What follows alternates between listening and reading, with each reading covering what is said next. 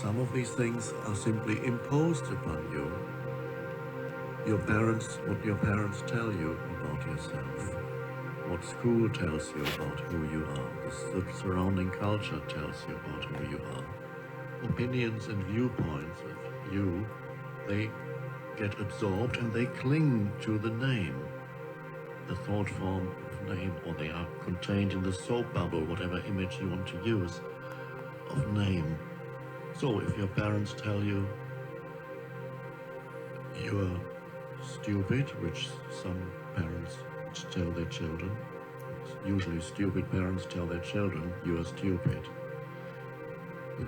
Parents who cannot see that child will sometimes drop things go wrong, it cannot manipulate the external world as well as an adult. But an adult of little intelligence then will interpret that as stupid. And so that child is told for the first 8 years, 10 years of his or her life, can't do, stupid, not good enough. That becomes a thought form that is involuntary and it gets lodged in the mind.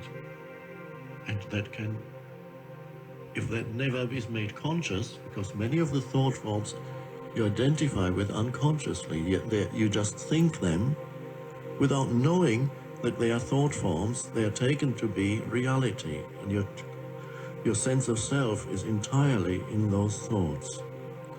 So it could be that you live with involuntary things that have accumulated as content in your mind, as self, for the rest of your life. So the conditioning happens, the conditioning of that sense of self, especially in early years. And then finally we have an adult. Behaves like an adult with a certain importance, which basically is also a role. The teenager gradually learns to play the role of an adult, which is also a thought form, and then there are different types of adults according to their function in society. So that then the role becomes important, that is me. And so finally we have a ready-made conditioned entity moving through this world, trying to complete its unsatisfactory sense of self. Not yet enough. My me is not complete yet.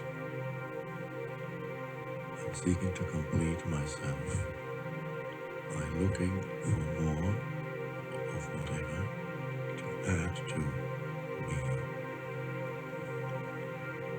And this is why time becomes very important. The movement into future. Because it's only through future that I can get the more that I need to complete my sense of self. More mental accumulations. Material accumulations, perhaps, in the external, but it is not that, it's the thought form that matters. And it never fulfills you for long. Dissatisfaction, sooner or later, usually sooner, returns.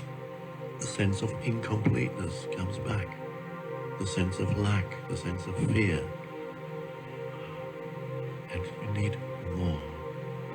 So that's what you are condemned to when you are totally identified with the content of your mind, which is conditioned, and with the emotions that accompany the content of your mind, the thought movements.